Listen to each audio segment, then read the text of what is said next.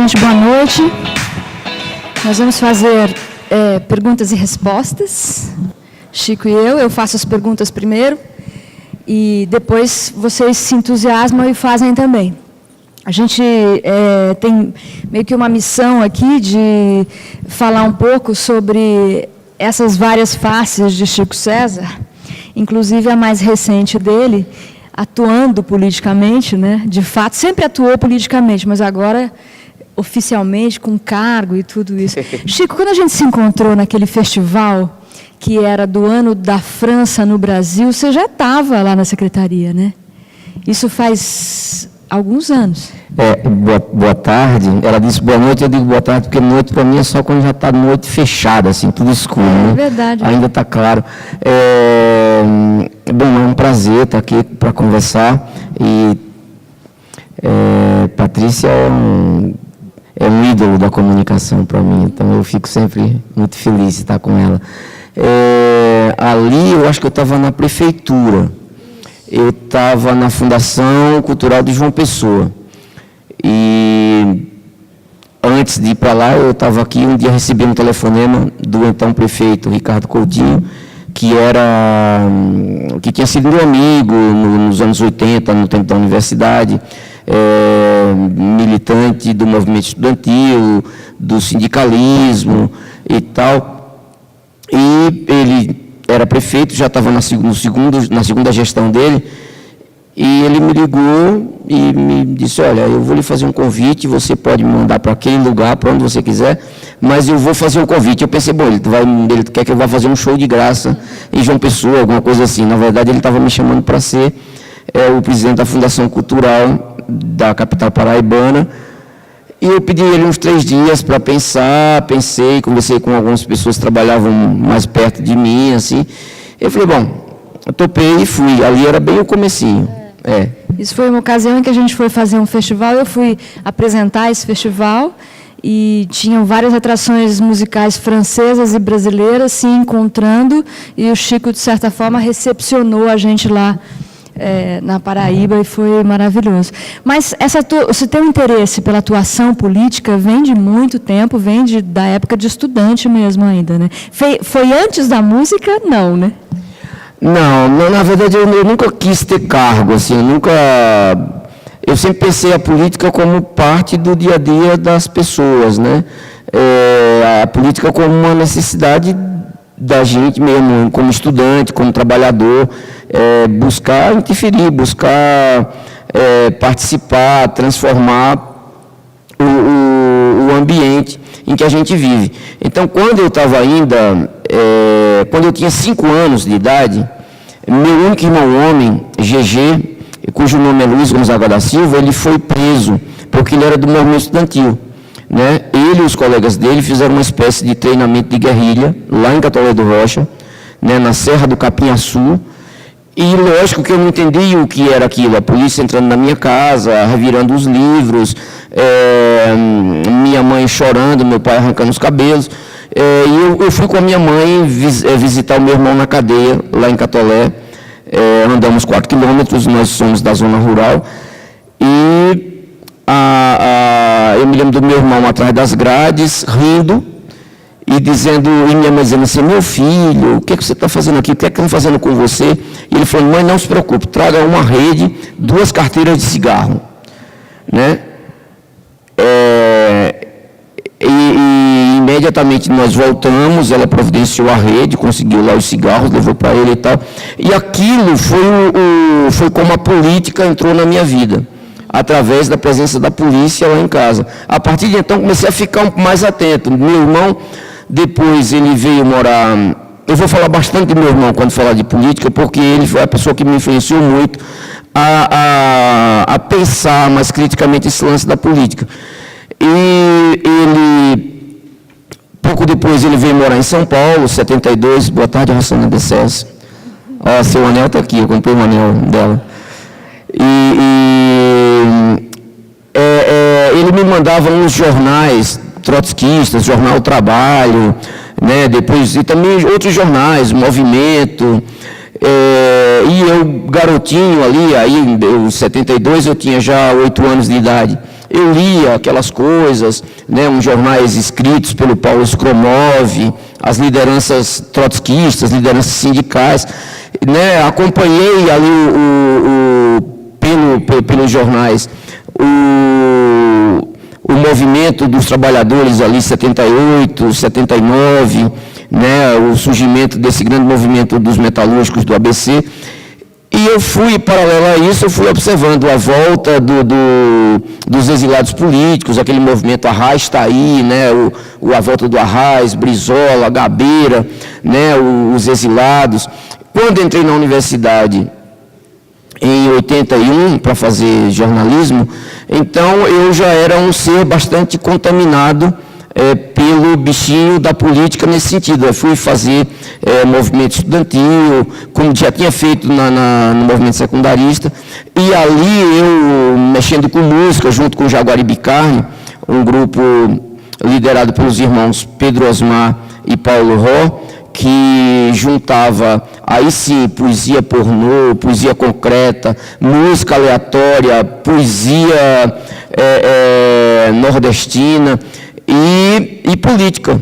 Era um grupo bastante politizado, que fazia recitais, que organizou o Musiclube da Paraíba, fazia recitais de poesia, invadia lojas, como as lojas americanas, no sábado, para recitar poesia, e nós éramos expulsos e tal. Então, isso era política.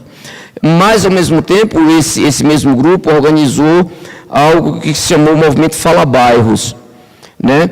Esse Movimento Fala Bairros, que nasceu como Fala Jaguaribe, que era o bairro de onde vem o Jaguaribe Carne, ele significava exatamente o quê? Artistas daquele bairro convidavam artistas dos outros bairros para vir se apresentar ali. As apresentações, que nem sempre eram de música, também passava filme, fazia dança, recital de poesia e tal, no quintal da casa das pessoas e tal. Isso acabou, que nasceu em Jaguaribe, virando Fala Torre, Fala Castelo, que são todos os bairros, Fala Bancários, né?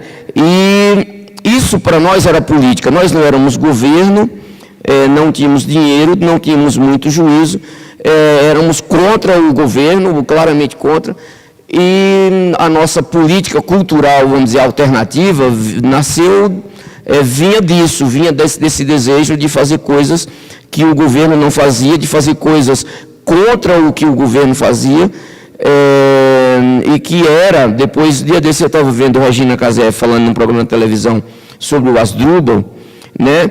Eram espécies de coletivos, né, que vinham nesse espírito de fazer as coisas que estão fora das instituições de governo, mas também fora do mercado, coisas que o mercado não absorvia, que eu acho que até hoje influencia no que a gente faz, tanto como arte como gestão. Não é à toa que esse cara, que hoje é o governador da Paraíba, ele era uma das pessoas que fazia parte do movimento Fala Bairros, né? Então, quando ele me chamou depois para ser presidente da Fundação Cultural de João Pessoa, eu pensei, bom, ele está me chamando não é porque eu sou um artista conhecido apenas, ele está me chamando porque ele conhece o trabalho que a gente fazia lá atrás, no começo dos anos 80, nos bairros de João Pessoa. Sim, vocês já tinham essa história juntos, né? Juntos. Muito legal. E depois, você falou aqui que nessa década de 80, esses movimentos ficavam à margem, não eram reconhecidos, não é? Mas tinham uma atuação fortíssima. A gente aqui nos anos 80 também tinha. Você falou do Asdrubal, tinha outros grupos aqui também que acabaram virando cult, né, depois de uma certa época, não vão muito longe na história, porque não se sustentam no final das contas, mas tem uma importância fundamental para a geração da arte, né? Eu imagino que lá isso deve ter acontecido, o Jaguaribe Carne e outros tantos grupos tenham se formado a partir desse estímulo, vamos dizer assim. Eu acho que do mesmo jeito que a gente tem aqui em São Paulo um espaço que nasce para ser do teatro, mas acaba sendo para agregar várias pulsões, várias inquietações, como o Teatro Vento Forte. Lá nós tínhamos o Teatro Piuli, que até hoje existe, do mesmo jeito que até hoje existe o Vento Forte, que é uma coisa assim meio fora do mercado, que às vezes aparecem governos que reconhecem mais, governos que reconhecem menos. Lá tem o Piolim, de onde vem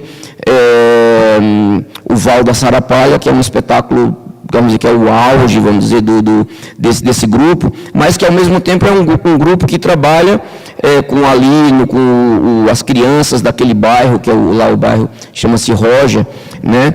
Faz um trabalho social e um trabalho de educação. Quer dizer, é a cultura não vinculada apenas a essa coisa da carreira egóica, né? Que é legítima, que pode fazer parte da vida de muitas pessoas, mas eu acho que um pouco desse espírito que sobra dos anos 70, vem um pouco essa coisa das pessoas pensarem a vida delas dedicadas à cultura, mas a cultura como um instrumento de transformação, como um instrumento de inclusão, e depois essas pessoas elas podem se ver, podem acabar dentro de estruturas super burocratizadas, que são as estruturas de governo, né, que é onde eu, de certa forma, me encontro hoje. Sim, essa experiência, imagino que você deve estar levando lá para dentro agora, né? Você leva, vamos dizer assim, é como se você levasse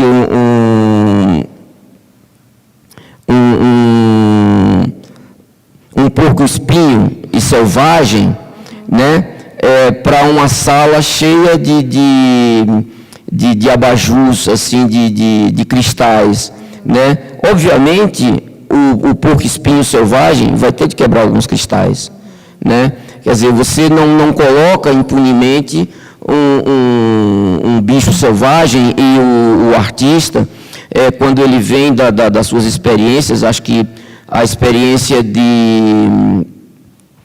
Mário de Andrade, lá atrás, como artista, como escritor, inquieto, preocupado com o Brasil, quer dizer, ele é paulista, mas com uma visão de Brasil ampla, né? Quando você coloca um Villa-Lobos para coordenar, vamos dizer, um serviço nacional de coros e tal, não é impune. Quando você coloca um Gilberto Gil, e acho que a grande mudança, assim, de paradigma, de visão de cultura no Brasil, vem com o Gil. Não é que o Gil trouxe, o Gil traduziu, ele foi uma tradução que o momento colocou, né? Eu costumo dizer que os 2 primeiros anos da gestão Gil, eu fui bastante crítico, né? Até ali, porque, inclusive, eu não estava entendendo o que estava acontecendo. Eu era um artista de música que estava basicamente ali fazendo a minha música, via os produtos que saíam com o rótulo de apoio do governo federal, do Ministério da Cultura, basicamente ali os filmes da Globo Filmes e umas coisas assim, né? Para mim, o auge de uma certa decepção foi ir ver um filme, acho que chamava O Coronel e o Lobisomem, né? Porque era um filme com várias pessoas que eu gostava, com um elenco que eu gostava, com uma trilha feita por Milton Nascimento e Caetano Veloso, um filme com uma atriz que eu adorava, tudo eu gostava, o diretor e tal. E eu fui e vi os 5 primeiros minutos do filme, achei ruim, vi os 10, 15, um filme inteiro, eu falei, porra, mas então, quer dizer, aquilo para mim, e aquilo era um equívoco meu, né? Era como se aquilo fosse, vamos dizer, o suprassumo da política cultural da primeira gestão de Lula, ou seja, da primeira gestão de Gil.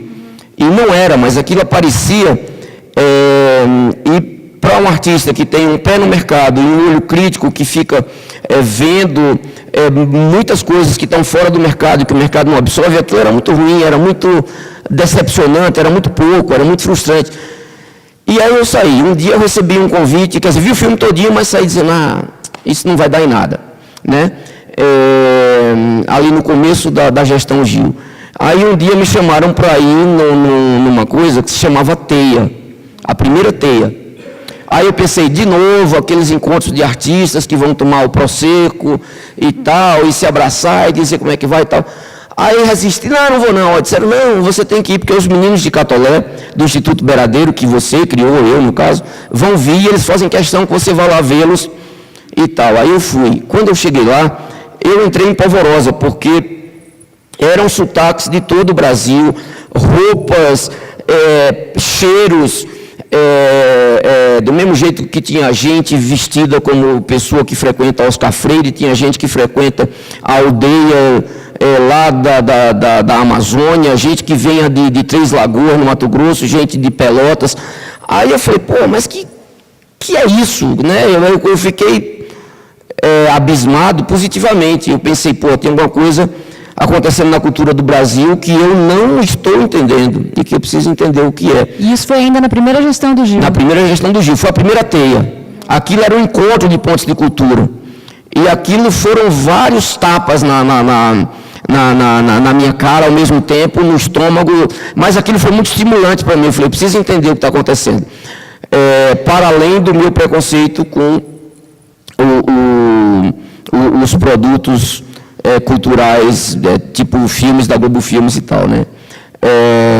E aí eu comecei a prestar atenção e aí fui vendo, pontos de cultura, Gil discutindo a mudança de financiamento da cultura, discutindo vamos dizer assim, a possibilidade, o desejo de engordar o Fundo Nacional de Cultura, para que ele chegasse pelo menos ali no nível da Lei Rouanet, da renúncia fiscal, para que houvesse um repasse de cultura mais direto para as pessoas que estão fora do mercado, para os governos estaduais e municipais também, para os seus fundos estaduais e municipais, e aquilo me pareceu interessante.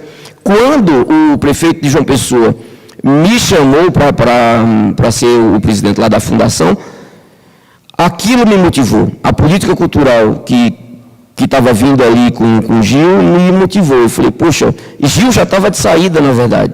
Ali já estava numa fase meio Juca, tal, passando por Juca Ferreira, que agora é o secretário daqui, né?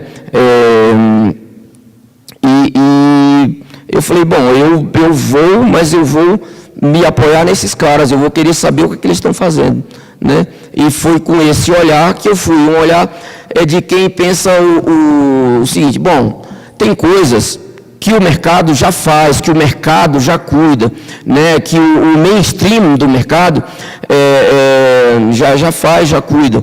Então, os governos, eles precisam lançar luz, tentar fomentar aquelas coisas que esse grande mercado não faz e que muitas vezes o mercado... Que o mercado nem vê, né, Chico, muitas vezes. E por não ver, ele atropela. E às vezes ele vê e nega. Ele vê, nega, ele contrata e bota na geladeira, ele diz, não, isso não, né? O mercado, para absorver, por exemplo, os cantores negros do axé, o mercado do axé, para absorver Margareth Menezes, levou um tempo. Margareth Menezes ainda é um negócio atravessado na garganta do axé até hoje. Né, porque ela é mais, né, não é porque ela é negra apenas, é porque junto com o fato dela ser negra, ela traz um monte de coisas que o mercado tem dificuldade de lidar. Né?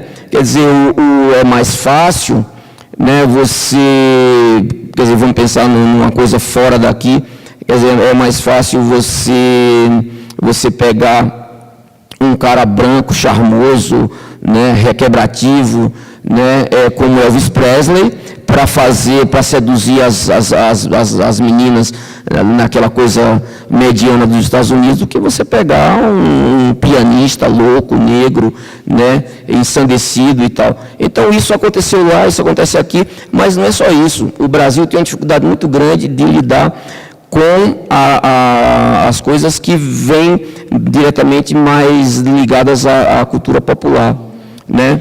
Eu estava falando com o Antônio Nóbrega um outro dia a respeito disso, da formalização da cultura. A cultura erudita, chamada erudita, a cultura da música clássica, a música de concerto, é uma cultura totalmente já formalizada, sistematizada. A cultura popular, até mesmo por seu aspecto espontâneo, né, que vive, que nasce na rua e é alimentada pela rua, como ela não tem essa como é que eu posso dizer, esse método, ela tem mais dificuldade de se propagar, de se espalhar sistematicamente. Você acha isso também?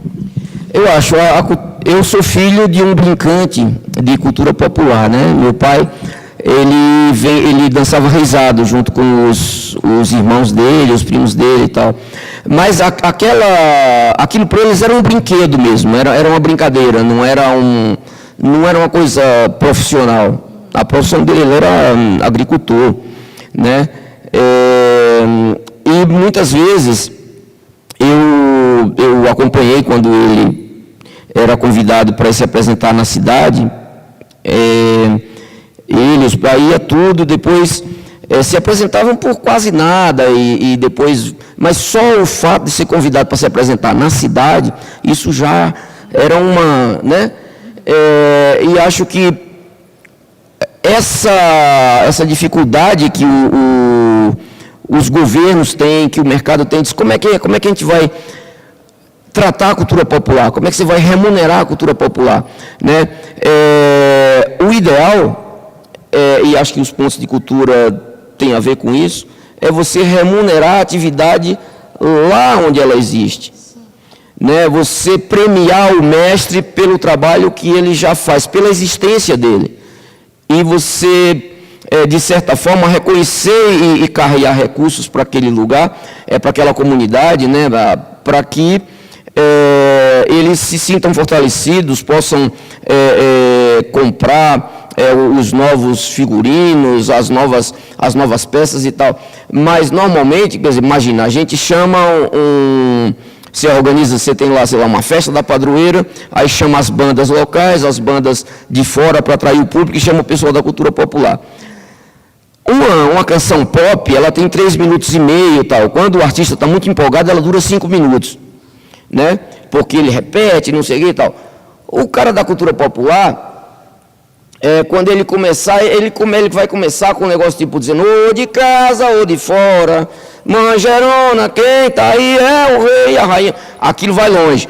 Aí, o pessoal da programação, os produtores, eles ficam ali do lado e dizem, pô, essa música aí já teve 100 minutos, tal, né? Aí eu disse, mestre, são só 40 minutos, tal. O cara está nem na metade da função dele, da brincadeira dele.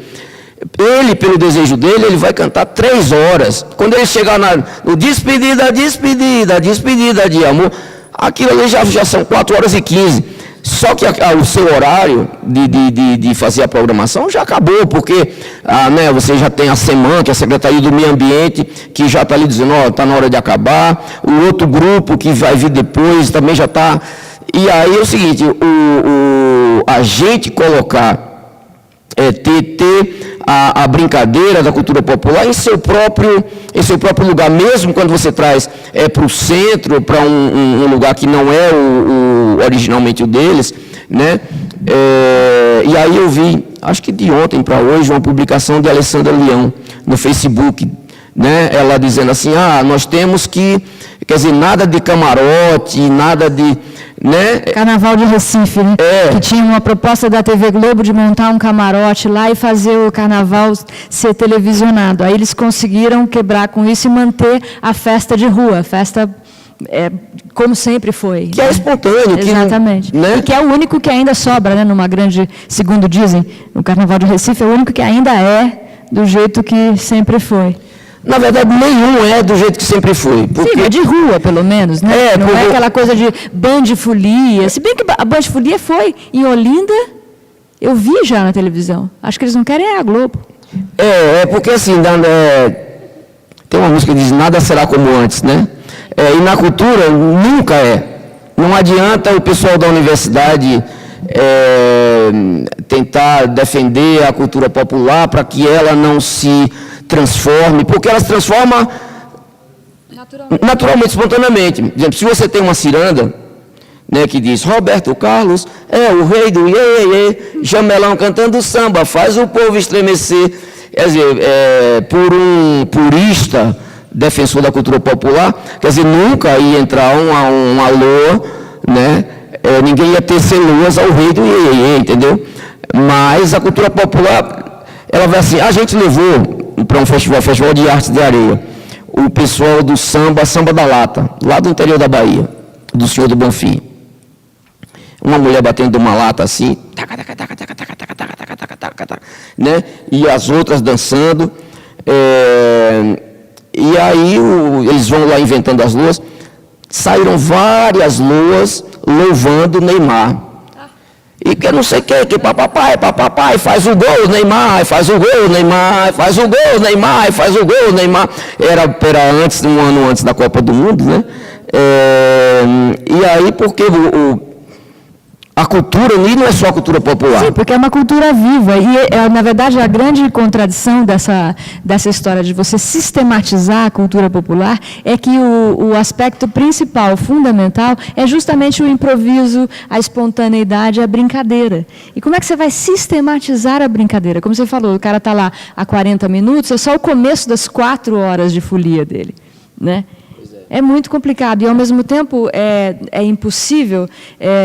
os universitários, como você diz, ou os teóricos, eles querem colocar tudo num lugarzinho, como diz Inesita Barroso, nesse horroroso lugar do folclore. Porque você encaixa ele ali e ele passa a ser uma coisa careta, chata, antiquada, quadrada, que a juventude, vamos dizer, não pode consumir. Então, tem uma equação a ser feita entre a cultura popular, a cultura pop e a cultura que pode ser consumida, que ainda não se acertou, né? Ainda não se sabe muito bem por onde ir. Eu acho que o movimento Mangue Beat fez uma aproximação muito bacana nessa coisa primeiro através da diversão, né? Daquela festa que começa e não tem hora para acabar, né? Da rave, praticamente. Diz, meu irmão, vamos fazer uma festa. O cara diz, olha, a festa vai ser, sei lá, no Sesc Pompeia e vai começar às 9. E que hora vai acabar? Não tem hora para acabar, não. Ah, mas tem um desembargador que mora num prédio do lado e ele já disse que não quer que passe da meia-noite e tal. A cultura popular não quer saber do desembargador que mora do lado, entendeu? Esse Mangue Beat que eu acho que é uma diferença fundamental entre o ariano e o africano, entre o Suassuna e o Science, é que o Mangue Beat ele se colocou no mesmo ambiente da festa da cultura popular, tratando mestre salustiano no mesmo patamar, vamos dizer, de nação zumbi, né?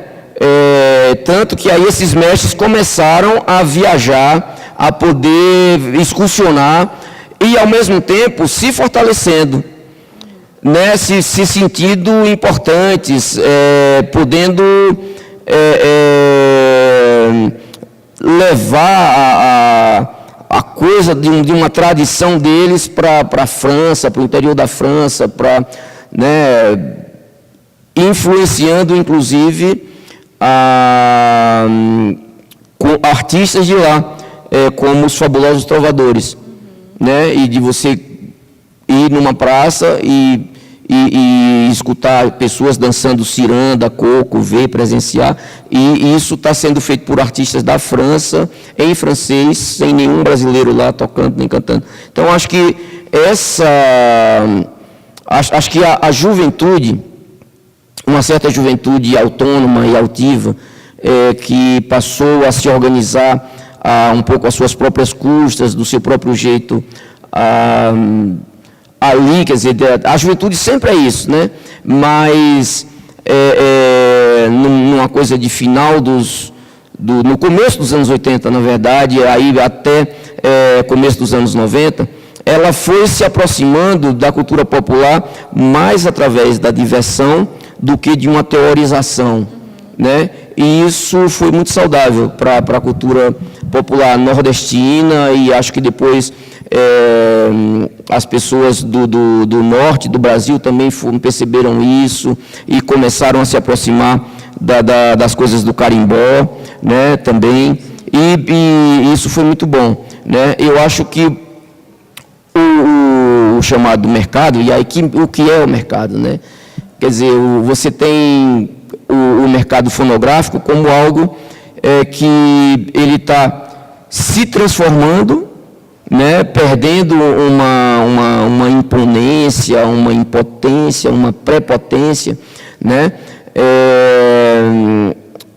e cada vez mais o surgimento de coisas incontroláveis, né, que tem a ver com essas manifestações que os jovens, e aí mais que os jovens, as pessoas estão exercendo. Fala assim, bom, eu posso criar meus canais de distribuição, de diálogo, de conversa, né? Eu posso ter um estúdio em casa, eu posso, né? E esse eu vou fazer, acho que isso nos coloca em suspensão para algo que ainda virá. Que ainda virá.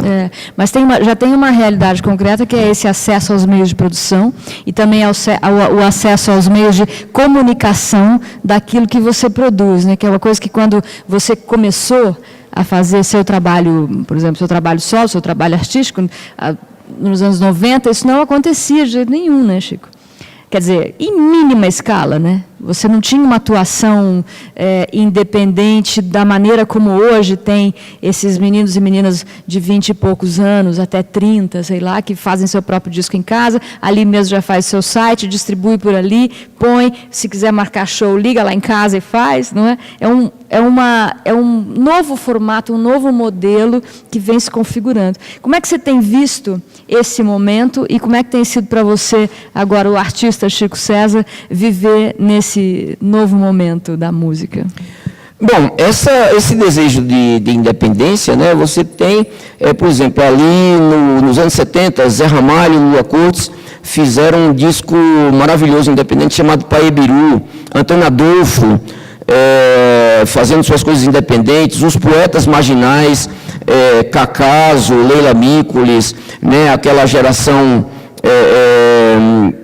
Leminski, Alice Ruiz, né, o pessoal do Lira Paulistana lançando discos às próprias custas, Itamar, Arrigo. Então, eram pessoas que, e aí eu acho que era bastante sincero da parte de um Arrigo, por exemplo, ele sabia que aquela música dele não ia concorrer, vamos dizer, com a música da Blitz, né? Que era algo muito, muito próprio, que ele tinha que fazer independente mesmo, né? Depois nós temos aí, mais para perto da gente, muita gente produzindo coisas independentes, mas que a grande fantasia dos meninos era estar na MTV. Aí, poxa vida, a MTV acabou, e agora, né? Quer dizer, praticamente acabou, né? E aí, porque isso eu me lembro, eu tenho uma discussão de mesa de bar com um rapaz lá em Teresina, Piauí, eu fui fazer um show lá, e depois do show fomos todos para um bar, e o cara, Chico, nós estamos ali fazendo um negócio e tal. Aí eu disse, meu irmão, eu acho que no fundo do seu coração você não quer ser independente, você quer entrar na MTV, você quer fazer seu clipezinho e tal. Ele falou, pô, mas você quer dizer que eu não tenho direito? Eu falei, você tem direito, mas tenha sinceridade com relação a você mesmo. Que lugar você quer chegar e tal, né? Então, hoje, que a gente vê que uma grande estrutura da indústria fonográfica, isso já está sendo desmontado, né? Então, acho que o primeiro lance é a comunicação, essa possibilidade de você ter um contato direto com o seu público, de você transformar o seu público no seu parceiro, né? Ele não é só só o seu consumidor, né? Exatamente, ele é... E aí você vê gente nova, quer dizer, gente que apareceu quando isso já estava implodido, né? Criolo, por exemplo, né? E quando os Racionais fizeram aquele disco que era para 50 mil manos, né? E o negócio chegou a 1 milhão de manos. Então, assim, você faz, e ali era muito sincero, né? Tu falou assim, não, isso aqui é, né, para 50 mil manos. Eles tinham certeza que eles iam, mas eles não sabiam o tamanho da fúria, o tamanho do desejo, né, de mais pessoas querendo dizer aquilo, ouvir aquilo e tal, né? Então, hoje, muita gente já vem consciente de que a indústria não existe, né? Minas não há mais, né? Quer dizer, aquela Minas, como as minas de ouro do rei Salomão da indústria fonográfica e tal, isso não existe, né? Ou se existe é algo muito inacessível, muito, né? E muito manipulado, né? Você tem alguns programas de televisão que selecionam algumas pessoas que o cara já assina um contrato dizendo, se você ficar entre os 4 primeiros, você vai gravar um disco, mas o repertório já é dessas músicas que você cantou e tal. Aí, meu amigo, você precisa ter muito estômago para você, sendo um artista jovem, para encarar uma dessa, né? Mas nós, os artistas, nós sempre queremos, principalmente quando você é jovem, você quer entrar num lugar, você quer chegar num ponto. Então, hoje, eu, respondendo a sua pergunta, né, tendo entrado ali na indústria, no ápice do seu... Né, quer dizer, era o ápice, e o ápice já é o começo de um declínio, né?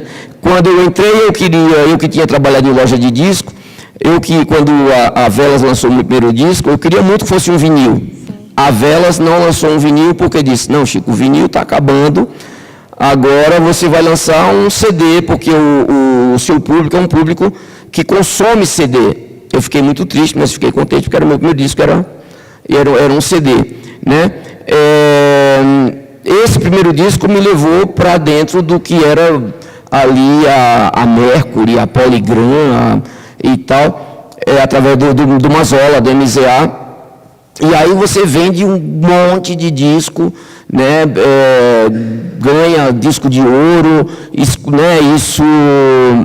mas de certa forma, e aí eu sei que o que me levou para fora do Brasil foi mais um tipo de qualidade, uma característica do meu trabalho, né, que dialogava com uma certa tradição de coisas que o Brasil já tinha mostrado lá fora, a música de Gil, a música de Jorge Ben, e aí a gente foi para fora do Brasil, fui para os 5 continentes, né, com isso, né, aí volto, né, faço um terceiro disco que de fato não mostra um certo, não descaso, mas assim, uma coisa de quem, olha, vou fazer o meu lance, porque não é que o segundo disco não fosse o meu lance, era o meu lance, mas muito do que eu sou, do que eu faço, ele tem a ver com um caminho próprio, que às vezes ele poderia dialogar com a indústria, às vezes não, né? E isso foi me levando a um lugar, a trabalhar mais com o nicho do que com o hit, né? E essa era uma percepção de uma época, coincide, né? Quer dizer, hoje, depois de passar 6 anos trabalhando em gestão pública, sem lançar um disco de inéditas, e a gente vai ter um disco de inéditas para breve, quer dizer, o que eu vejo vamos dialogar com o nicho, não apenas no Brasil, mas no mundo todo, porque há pessoas que querem ouvir música, que sempre vão querer consumir música, né? Independente de qual é o suporte, né? E no fundo, uma coisa que as pessoas gostam muito de ter é o artista no palco, o artista de música no palco, né? Eu gosto muito dessa ideia de nicho, porque em vários em vários caminhos artísticos, em vários gêneros, ou, sei lá, em vários segmentos artísticos. Eu acho que hoje a saída é trabalhar nicho, né? É trabalhar a particularidade, essa coisa de você querer ou imaginar ser possível estourar mundialmente, né? Não sei, eu tenho a impressão de que é demodé, vamos dizer, é um negócio que não cabe nesse contexto histórico que a gente está vivendo. Pode até acontecer, serão cada vez mais raros e cada vez mais iguais, repetitivos. Né? São fórmulas que se repetem, estouram mundialmente, mas que não trazem uma transformação, porque a arte deve buscar, eu imagino, a transformação, senão a sua própria, não é? A de quem está te consumindo, te ouvindo e tudo isso. Então eu vejo que cada vez mais o nicho é a atuação mais interessante. E tenho ouvido artistas repetindo isso e buscando isso, especialmente jovens artistas. Então é interessante ver um cara como você, né, que já teve essa trajetória toda, já tem esse caminho todo, indo nesse mesmo... Já era o seu caminho, mas dizendo isso, verbalizando uma coisa assim. Alguém aqui quer fazer pergunta? Eu acho que a gente podia dar uma dinamizada aqui no encontro, se vocês participassem também. Que tal? Vão pensando, né, porque eu acabei de dar essa ideia, pronto, já tem. André?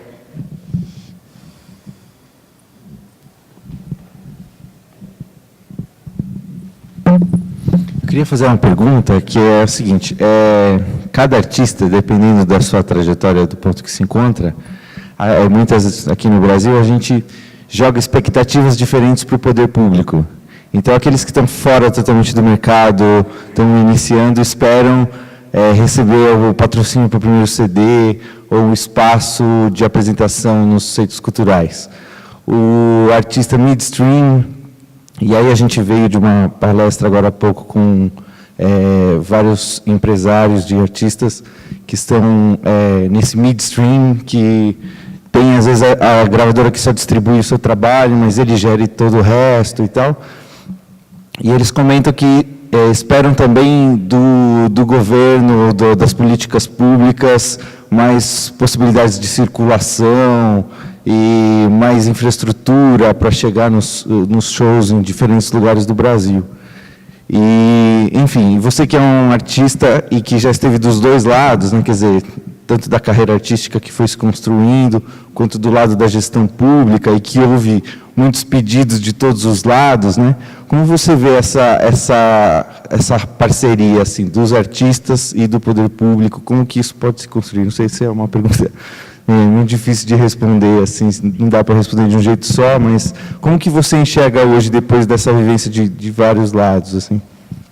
Bom, eu acho que a obrigação do poder público estimular a produção local, a produção autóctone, né? A produção nacional, vamos dizer, no caso do governo do Brasil e o governo do Estado com relação aos seus, o governo de cada município. Isso é uma obrigação, porque se o governo não faz isso, né, aí ele deixa uma lacuna muito grande para que o mercado venha e faça exatamente o oposto, faça o contrário. Né? Você tem o cinema francês subsidiado, o cinema no Canadá é assim, quer dizer, você tem na França uma série de teatros públicos espalhados, isso criou um circuito, o governo subsidiando na Europa, historicamente, muitos festivais de música ao ar livre. Esses festivais, eles são muitas vezes o lugar em que o artista novo vai ter um espaço, um lugar para se apresentar. Eu acho que é fundamental. Quer dizer, não é apenas fundamental, como é obrigação mesmo, né? E isso assegura, inclusive, não apenas, vamos dizer, o emprego emprego, um trabalho para os jovens artistas, mas isso também estimula e preserva uma coisa, um sentimento de território, de pertença, de linguagem de um lugar. É essencial, né? Quando você vê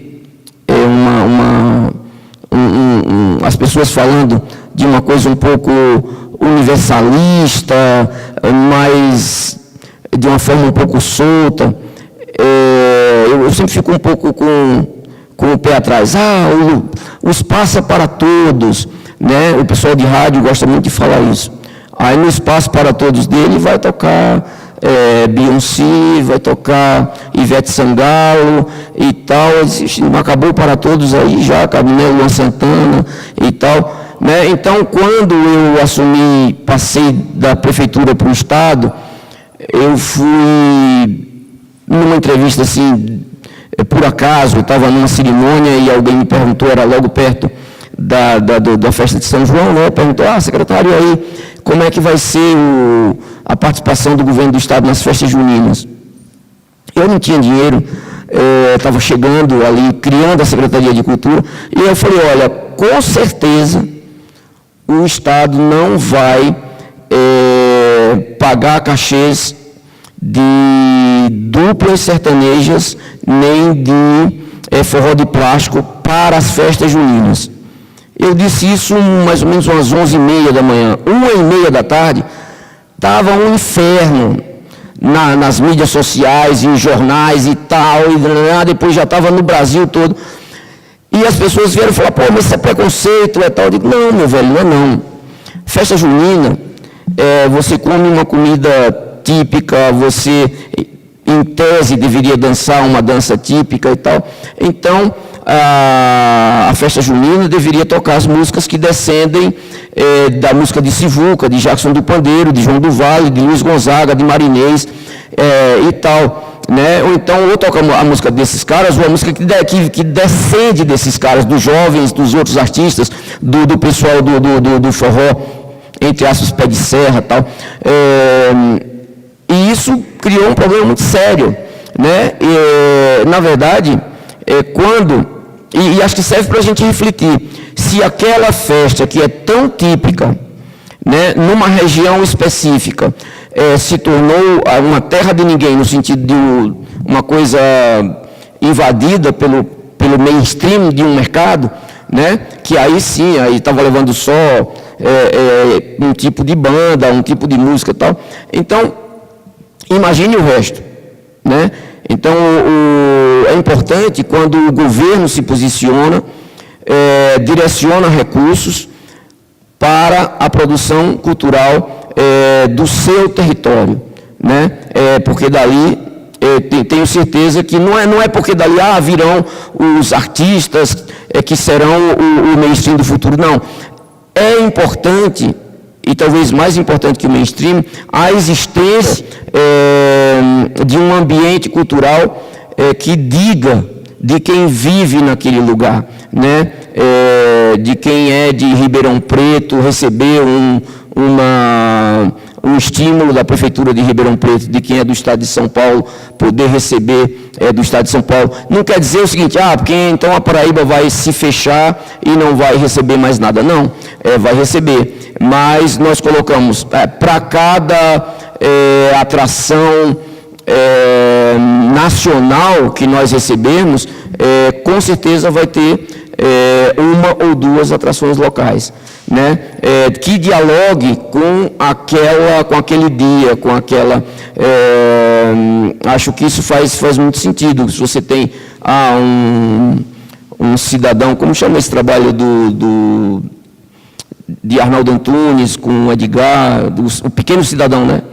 Pequeno Cidadão. Então, dia da criança, se você pode trazer o Pequeno Cidadão, você traz, mas até chegar ali no Pequeno Cidadão, você vai ter várias apresentações de artistas locais e tal, né? Acho que é isso. Então, quando a gente deixou a prefeitura, a gente tinha levado, só para vocês terem uma ideia de como as coisas podem mudar, a gente tinha levado no ano o Pequeno Cidadão, no outro ano tinha levado o Patufu com aquele espetáculo... Música de brinquedo. Música de brinquedo. A gente deixou No próximo ano, que nós não éramos mais da prefeitura, a prefeitura levou Kelly Key, né? Aí, Kelly Key e o DJ, sei lá, Baba Baby, uma coisa assim. Aí, quer dizer, você fala, bom, é possível, e nós, claro, você comete equívocos, mas quando você vê o equívoco do outro, você fala, poxa, até que o meu equívoco foi mais acertado, né? Foi. Acho que tem outro. Tem mais perguntas. Chico, tudo bem? Seguinte, é só uma pergunta meio boba, mas assim, o quanto ainda o Chico entra em conflito com o secretário? O quanto os dois brigam por dia? Não, na verdade, eu sou aquário, ascendente gêmeos. Não é que isso queria dizer muita coisa, mas eu quero dizer que eu tenho uns gêmeos aí e tal, né? É um conflito tranquilo. Assim, quando eu era um artista desconhecido, e se eu puder dar um conselho para um artista jovem, que está bem começando, eu digo, amigo, não queira viver da sua música no começo da carreira. Então, por isso eu fui estudar jornalismo e tal. A impressão que eu tenho é que eu poderia fazer qualquer jornalismo, mas eu não poderia fazer qualquer música. Porque eu não tinha, vamos dizer, eu não tinha um ego ligado ao jornalismo. E também, além do jornalismo, quando cheguei em São Paulo, aí eu trabalhei, fui garçom num café xadrez, que chamava RPM, ali do lado do Nelos, lá em Pinheiros. Então, assim, se você puder bancar o começo da sua vida artística de outro jeito, faça, porque assim a sua música se fortalece e tal. Então, eu já vivia de música, já estava fortalecido, vamos dizer, vivendo de música, e me aparece uma outra ocupação, que era essa de secretário, de gestor e tal. No começo eu ficava muito puto com o gestor, porque eu pensava, a hora do gestor termina às 6 da tarde. Aí eu ia para casa e tal, chegava lá, pegava o violão, não me vinha nada brilhante, nada às vezes, né? Um dó maior era feio, né? E aquilo me agoniava, eu ficava puto com o gestor, eu dizia, larga desse corpo que não te pertence, sai, né? Tentava fazer exorcizar e tal. Depois, ali enquanto esperava uma outra pessoa entrar para despachar e tal, naquele bloquinho começaram a me aparecer letras de música, ideias e tal. Aí então eu pensei, bom, não são duas pessoas mesmo, é uma pessoa só. Então, se eu tiver que de madrugada, estiver lá deitado na redinha, na Praia dos Seixas, tal, e ficar martelando a ideia, mas faltou não sei o que naquele edital, amanhã tem que ligar cedinho para o advogado, para a gente fazer um aditivo e tal, eu já me conformo, porque eu sei que às vezes eu estou numa cerimônia de entrega de viaturas para policiais e tal do governo, e vou estar compondo uma música e uma letra de algo que vai ser, a mesma pessoa. Quer dizer, no fundo, nós temos de nos comportarmos como o que somos, seres múltiplos, né? Pessoas que podem fazer várias coisas ao mesmo tempo. Apesar de nós sermos homens e as mulheres não acreditarem muito nisso. Nós podemos fazer várias coisas ao mesmo tempo.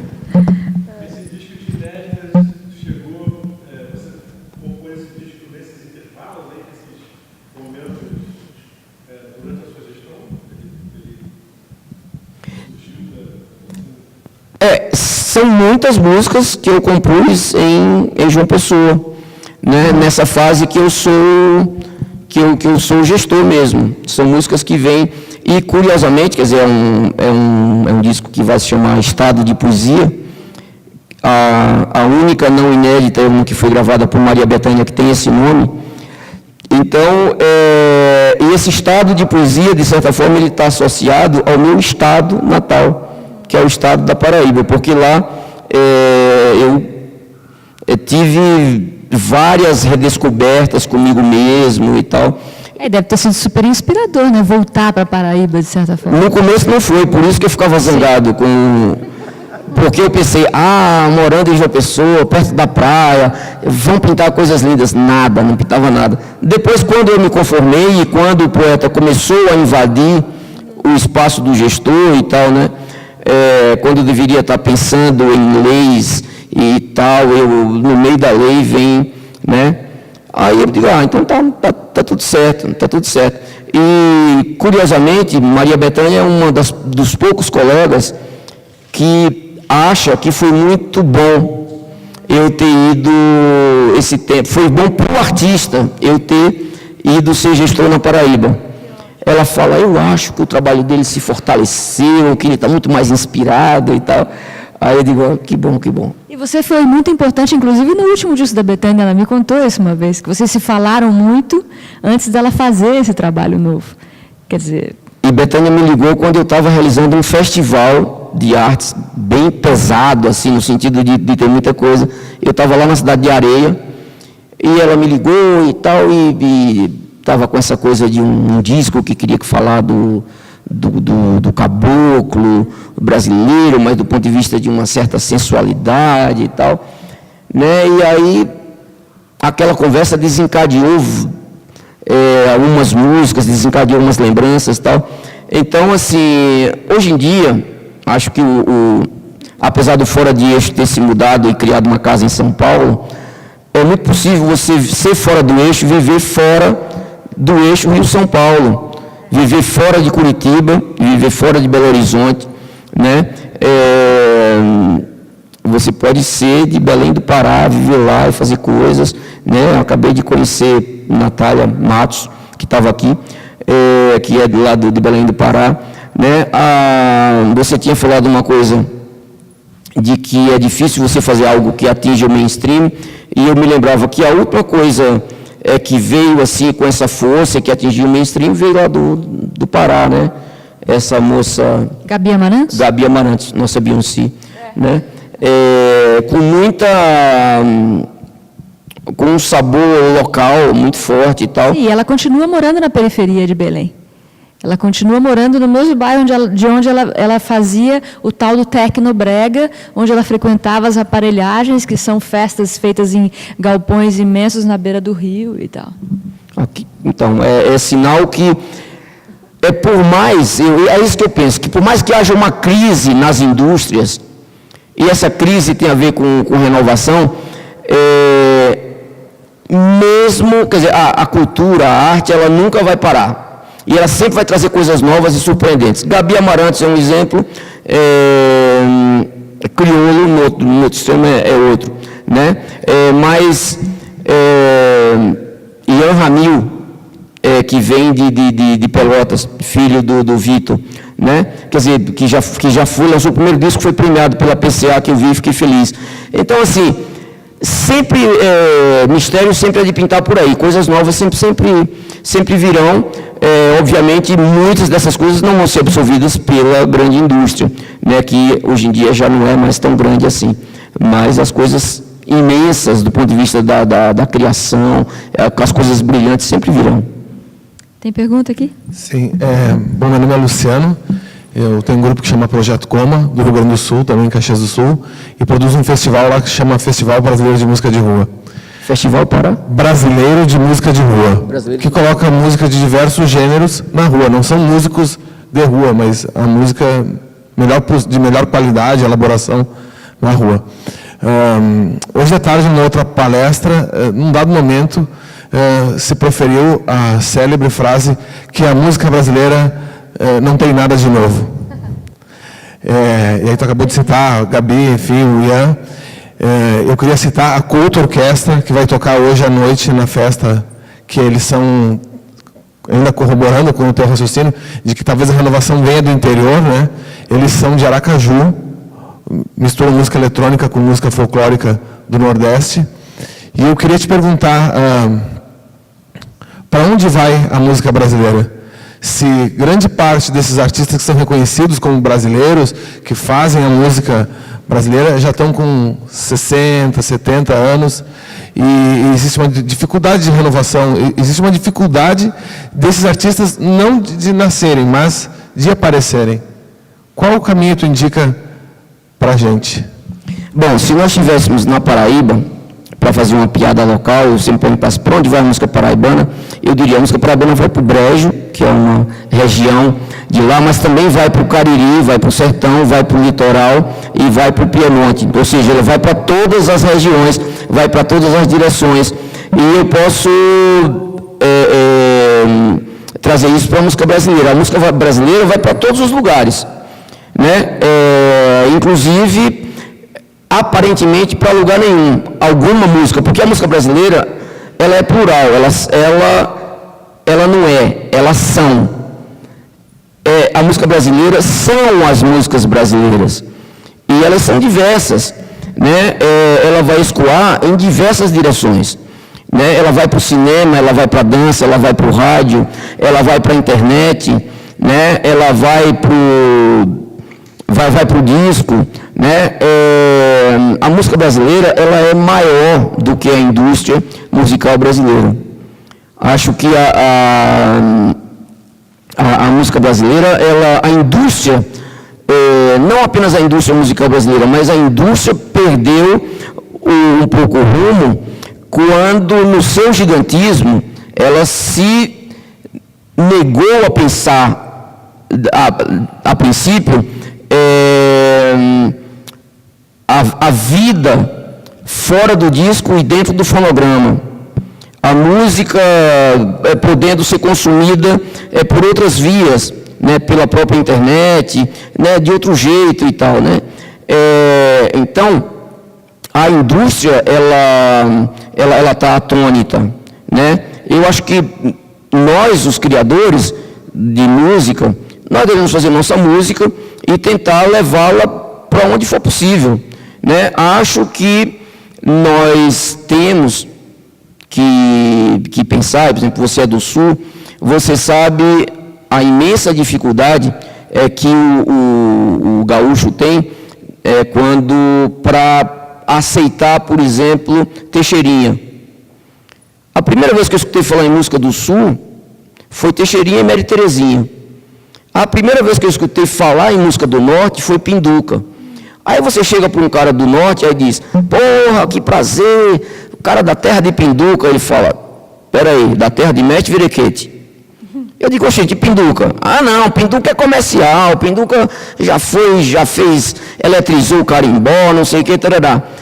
No Sul, né, os caras falam, Chico, não fala em Teixeirinha aqui não, porque isso não vai pegar bem não para você. Dizer que você ouviu Teixeirinha. Eu ouvi, me influenciou, né? E era música de rádio do Sul, porque muitas vezes as pessoas que fazem música quando elas são jovens, elas se imaginam, não sei quem é o consumidor da música deles, né? É uma coisa muito cult, assim, e que tem que passar longe do rádio, que tem que...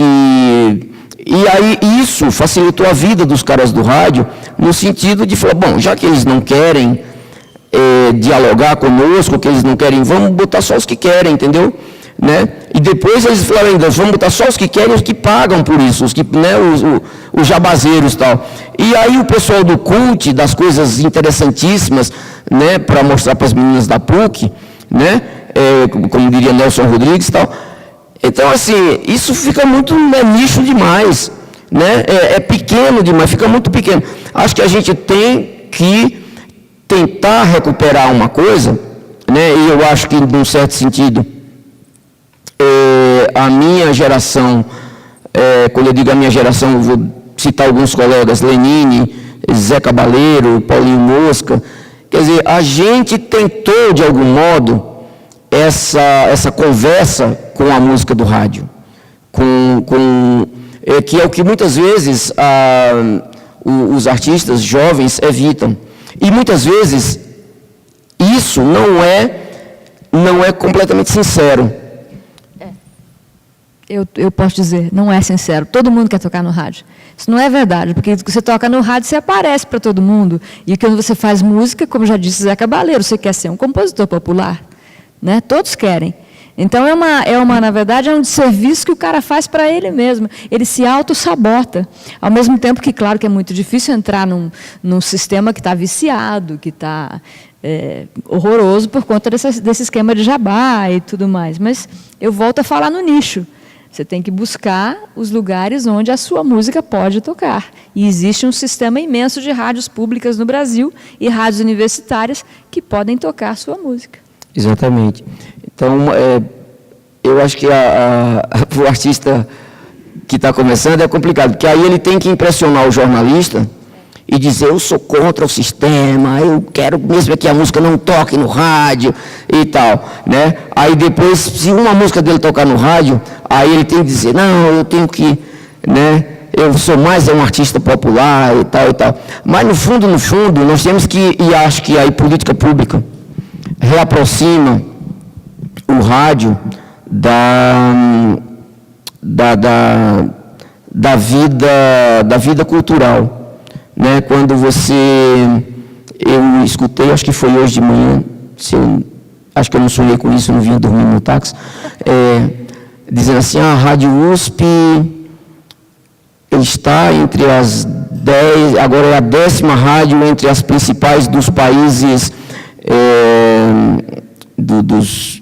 dos países em desenvolvimento, dos 10 principais países na economia do mundo e tal, né? Aí eu acho bacana, pô, é uma rádio, é a rádio que tocou primeiro a minha música, tocou numa fitinha, né? Inclusive no programa da nossa queridíssima, a que você citou ainda há pouco, da música de viola, a Inesita Barroso. Inesita Barroso. Ela tocou uma fita cassete minha. E aí você tem... É importante que as rádios públicas assumam esse papel e eu digo isso, para mim é um problema, porque muitas vezes as rádios públicas elas querem se comportar como sendo rádio adultas, tipo a Alfa, tipo a Globo, a JBFM, a Eldorado. Uma rádio pública é diferente disso. Uma rádio pública ela tem outro tipo de compromisso. Né? Ela tem a obrigação de tocar coisas que essas rádios adultas, de bom gosto e tarará, não tocam. Né? Elas têm que, inclusive, tocar coisas de mau gosto, coisas de gosto duvidoso, mas que são ali experimentais, para que o público entre em contato. Né? Eu tentei influenciar a rádio pública lá do meu estado, ela não está ligada à Secretaria de Cultura, e eu, sinceramente, consegui muito pouco. Eu lamento que ela não diga os autores das músicas. Nossa. Não diz. Porque eles acham que aquilo consome muito tempo, que não sei o que. Eu falo, gente, as pessoas estão achando que A Primeira Vista é de Daniela Mercury, que a música do João Bosco e da Aldir Blanc é da Elis Regina, né? Porque, inclusive, se você entrar na internet, né, para ver negócio de letras e tal, eu fui cantar uma música minha, no show que eu fiz lá no Sul, agora a única minha, no show que eu cantei só música de Vitor Ramil, aí eu falei, procura a letra de Chavante aí e tal, né? Aí só apareceu lá, Chavante, Maria Bethânia e tal, né? A Aninha trabalha comigo e disse, seu nome não aparece nunca em lugar nenhum. Eu falei, normal, porque acho que há esses novos tempos, esses tempos da internet, também tem isso. A internet, a coisa do download, das máquinas vazias, esperando o conteúdo, elas são muito assim generosas na hora do copyleft, na hora de falar, por favor, traga seu conteúdo e bote aqui dentro da nossa máquina. Mas elas nem dizem, nem colocam o nome dos autores, porque elas não querem que mais na frente, por algum mecanismo de controle, elas tenham que pagar direitos autorais. Então, quando as pessoas me dizem, Chico, e aí, você vai liberar os seus direitos para que as pessoas possam fazer download de tudo de graça? Eu digo, faço. No dia que eu puder sair com um pendrive da FENAC sem pagar, que eu entre lá, pegue... Que não seja uma promoção, que eu possa entrar e pegar um Mac. Né? Aliás, estou precisando, que o meu já está ficando, está muito lento. Agora, faça isso, você que é um autor de músicas, ou você que é um fotógrafo, você que é um escritor, entre na FENAC e saia com um Mac, para você ver qual é o seu fim. Né? Mas saiba que outras pessoas que pagam por aquele Mac vão encher aquilo com as suas imagens, né, com os seus poemas, os seus contos, com as nossas músicas e tal. Então, isso precisa ser bem discutido. Não é só, libera de um lado e não libera do outro. Aquelas máquinas vazias, elas têm que estar preparadas para pagar pelos fornecedores de conteúdo. Isso começa a acontecer no mundo, mas ainda não está bem discutido nem bem regulamentado. O microfone está indo até você, só um pouquinho.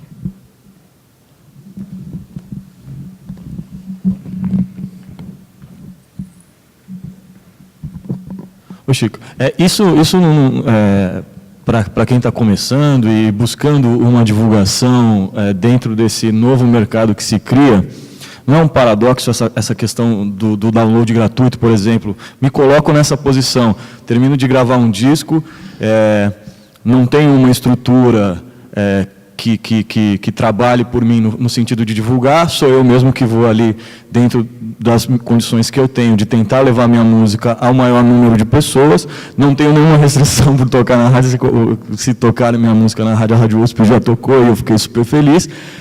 Mas, para mim, o download gratuito, ele é uma maneira que eu tenho de tentar alcançar mais pessoas, e dentro desse meu pequeno universo, ele acaba me trazendo um resultado tanto na venda do meu produto disco, quanto no meu show.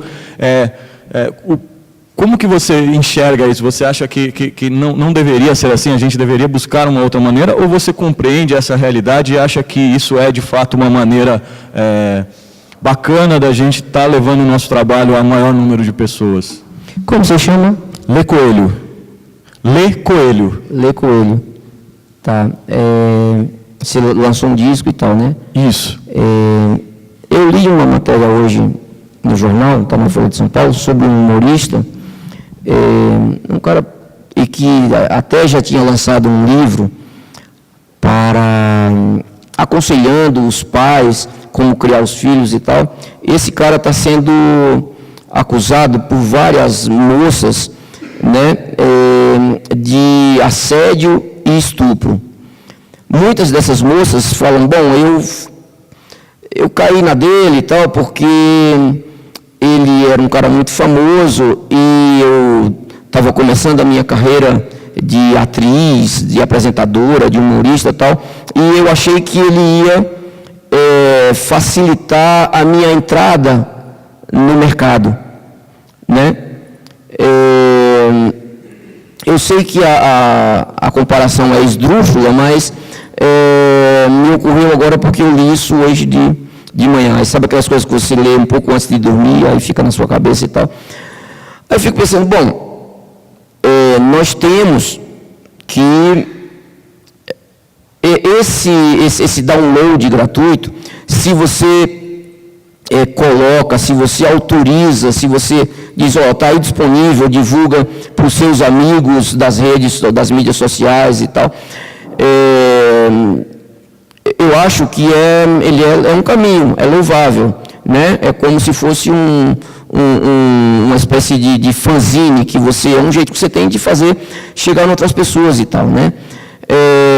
Agora, quando você tem uma estrutura muito bem montada, né, para pensar a venda das máquinas, e para pensar, inclusive, como se defender com uma equipe poderosa de advogados, como é que eu vou me defender dos autores, né? Eu acho que a gente não pode ser conivente. Você fala assim, bom, o download gratuito hoje é o que nós temos, não tem outro jeito, quer dizer, mas já tem, né? Você já tem discussão, fala assim, de que tem um percentual X de cada máquina daquelas, inclusive para telefones celulares, por onde você vai poder baixar músicas e tal, vai um X para a entidade que representa os autores, né? E aquilo vai ser repassado para eles e tal, entendeu? Então, é um jeito da gente ir se aproximando e tal. Eu acho que a gente simplesmente não pode cair na armadilha, né? Como se nós fôssemos jovens, vamos dizer, em começo de carreira, a gente aceita porque ele vai me projetar, isso vai me... Não pode ser assim. Autores, artistas consagrados já disseram, né, não me peça para que eu dê de graça a única coisa que eu tenho para cobrar por ela, né, que é o meu trabalho, é o trabalho do ator, numa imagem que fica registrada, né, o trabalho do cantor, do músico, né, os direitos conexos, está tudo muito bagunçado e dançado nesse sentido, entendeu? Mais perguntas?